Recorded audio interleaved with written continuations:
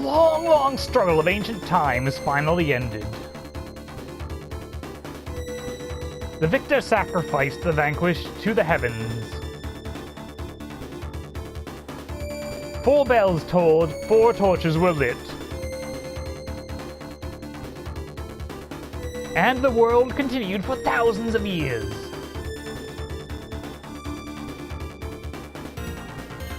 Phantasy Star, The End of the Millennium, press start button, trademarked and copyrighted by Sega, 1994.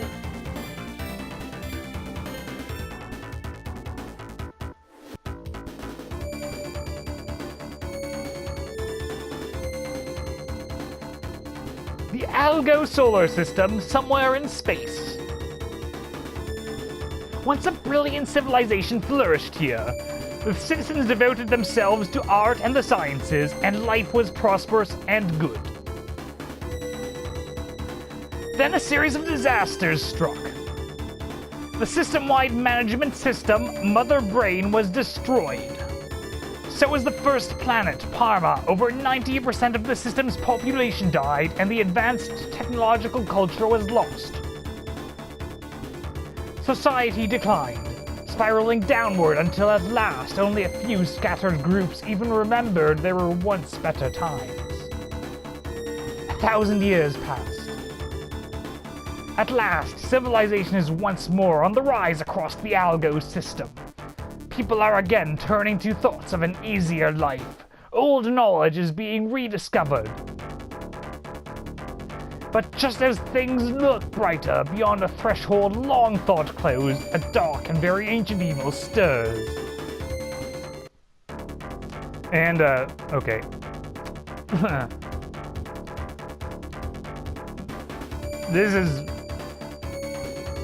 That's murder on my voice. I can't do that. What I can do is Phantasy Star 4, which is probably the platonic ideal of the JRPG genre, as far as I'm concerned. There are games which are probably better, games like Suikoden 2 and what have you, but this is the one where I feel like it has all the elements that really define the genre, and which makes all the right choices. A lot of the issues I have with this game are issues that are issues with the genre in general and not specific to it, because it is a flawed game in its own ways, but it's a very, in terms of its property as an exemplar of the genre, it's pretty much flawless. And anyway, it's the kind of the end of a trilogy as well, even though it's the 4th game, because the 3rd one is much more of a side story and even kind of a side game, because it wasn't really made by the same team. But 1, 2, and 4 all form a piece, each taking place about 1,000 years apart from each, and each having a story which is relatively self-contained, but in a still very well, but it all kind of ties together, I guess, is what I'm trying to say. Anyway, Chaz has gotten separated from Alice, who is only a few meters away, because he's not that bright of a kid, really not too precocious for being the partner of this very battle-hardened hunter. And here's the first thing I want to point out, is this style of doing cutscenes through this kind of manga comic book style, and how unique it is, and how it really, because a lot of JRPGs I find really default to just having the plot conveyed in the most kind of uninteresting manner possible, usually just by these kind of talking heads. But the thing is that when you have something like this, and first of all, just look at how much attention to detail there is, and how you have to really choose what you're going to show and how it's going to convey information, it really does a much better job of conveying character and helping you understand the characters and what's going on than just having hours and hours of characters gabbing on, which is the other thing, because a game like this, being made in the mid-90s, didn't really have a lot of space for dialogue and whatnot, so they had to be very economical about what they would contain and what they wouldn't. And that forced them to basically make a better game, and I'll explain that in a moment. Actually, I'll explain it right now, because Scott McCloud wrote this famous book called Understanding Comics, and he makes a point about comics which I think is applicable to video games and any genre or any medium which is kind of a hybrid medium of different media. And he was making the point that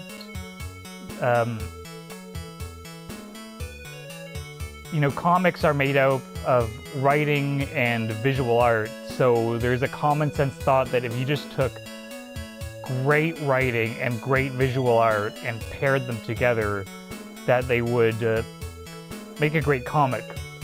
But the thing is that the more high quality the writing is and the more complete the writing is, the less there is really a need for the art. The more the writing is kind of complete, and the more it becomes a little bit more like a novel. And vice versa with the art. The more perfect and complete the art is, the more it becomes like a painting or what have you, which doesn't really require any text to give it meaning. Anyway, yeah, we're also going to extort money out of this poor grad student along the way of this monster hunting venture.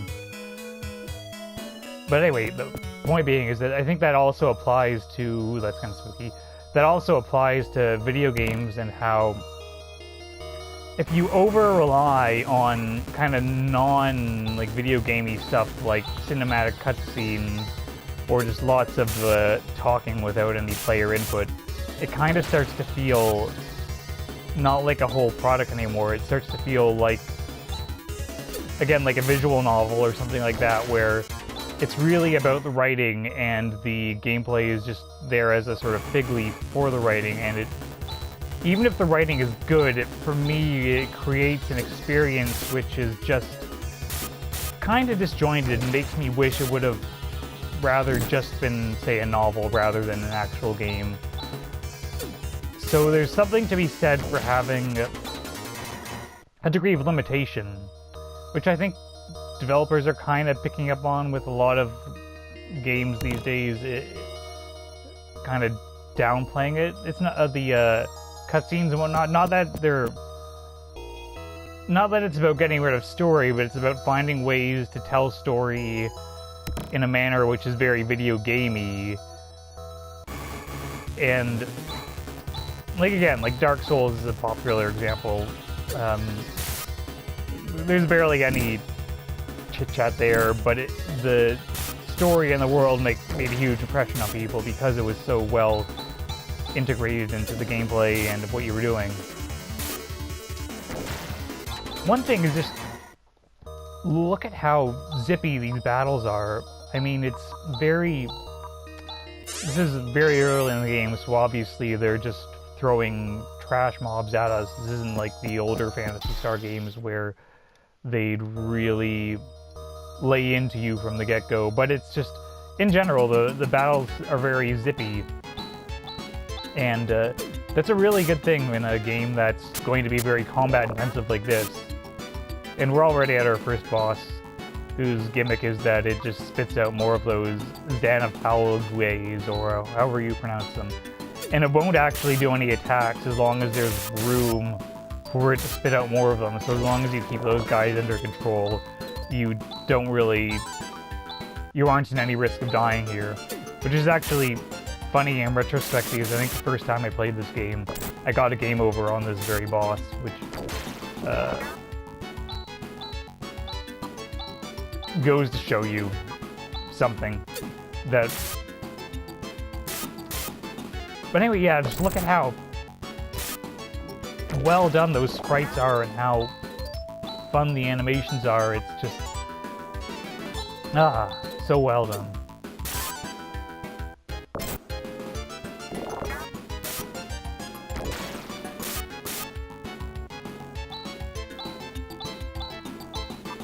Anyway, it's best to just let Han kind of do the mop-up work on those guys because he's really more of a scholar than a fighter.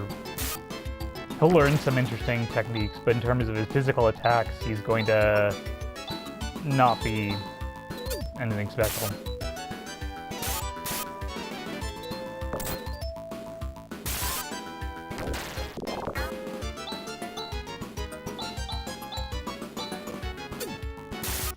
Alice, on the other hand, is very much the kind of character who's really going to be a heavyweight for the early game, especially with her.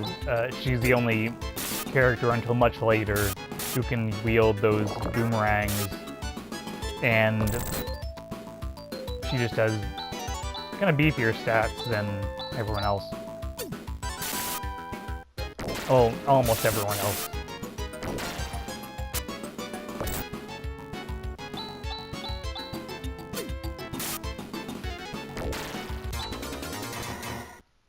And that wraps up that.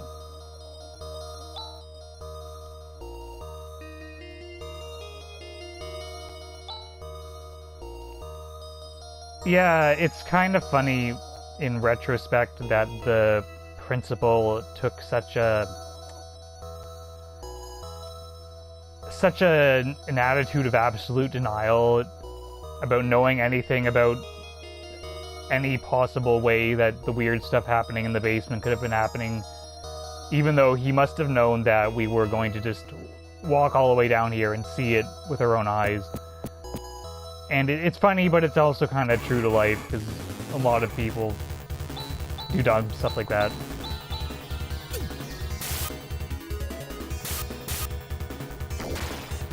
You know, if you know that something's wrong and people are going to find out anyway, it looks much better if you just fess up to it and not wait until it just kind of blows up in your face.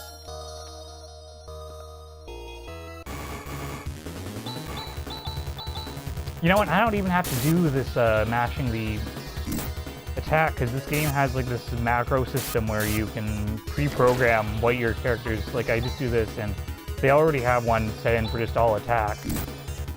And it's really ahead of its time, and you can also use it to unlock some kind of secret group techniques, which happen when certain abilities are used in a certain order by the characters. So it's neat, but none of it is actually stuff you need in order to really complete the game. So it's a neat little add-on, which is, yeah, just a lot of... It's cool that it's there. Anyway, more talk.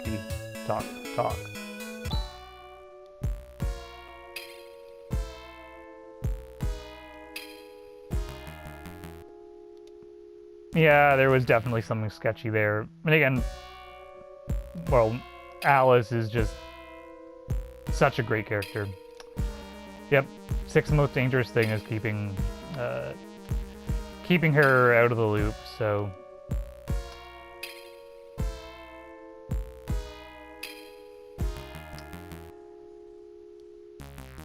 Anyway, now we're getting into what's going to be the main quest for the next, like, hour or two, which is the whole Birth Valley thing, and it's kind of, again, we're still in the game kind of revving itself up, and for me, it takes until after this for the game to really pick up. I mean, it's still good right now, but it becomes great once we kind of get this little opening act out of the way. Anyway, here we have our antagonist for the time being, Zio, who is very obviously bad news, turning people into stone and other such rude things.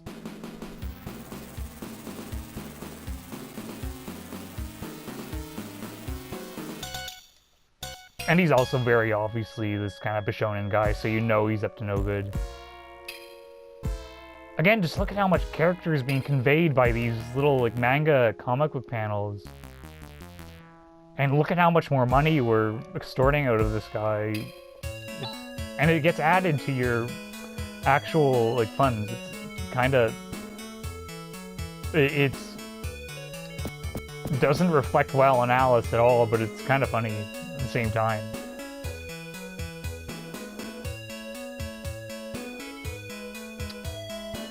Now, one thing is that if you have played the previous games, you know, or you notice that Alice shares the same name and similar character design as Alice, the main protagonist of Phantasy Star 1, and Chaz, although he has a different name, is clearly modeled after Rolf from Phantasy Star 2. So having them both here, it both, again, suggests how this game is going to try to tie things together, but also it leaves it a little bit ambiguous as to who the protagonist is, or if it's going to be both of them. And that's actually going to be a bit of an element as the game progresses.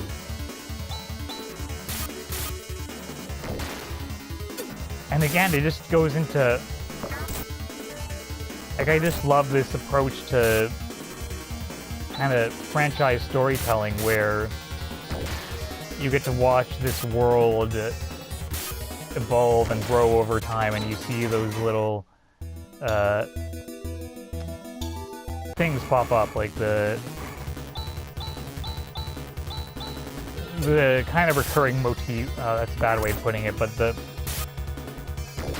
that feeling of it being a generational tale, like in the Asimov's Foundation stories or the Dune novels, while also having like that slightly Star Wars-y kind of planetary romance sort of mysticism to it as well. And here's the thing. This guy has a newly built sandworm ranch, and he thinks it's great, and it's gonna be a big tourist thing. Definitely no way that can go wrong. Yep.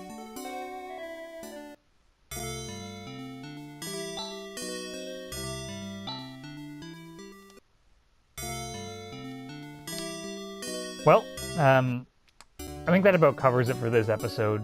So I'll see whoever's watching this. Well, I won't see you, but hopefully someone will tune in next time, if there ever is next time. So see you then.